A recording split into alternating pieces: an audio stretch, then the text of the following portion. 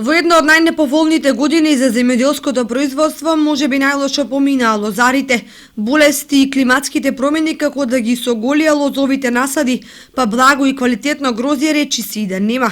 Во кочани грозје продаваат главно радовишани и по некој неготинчанец и кавадарчанец. Најчесто се нуди вранец кој есенва во себе содржи под 20 шеќерни единици, а цената се движи од 18 до 20 денари за килограм. Некои понеатрактивни сорти грозје се продаваат и по 15 денари за килограм, колку и белото грозје, главно од сортата Смедеревка.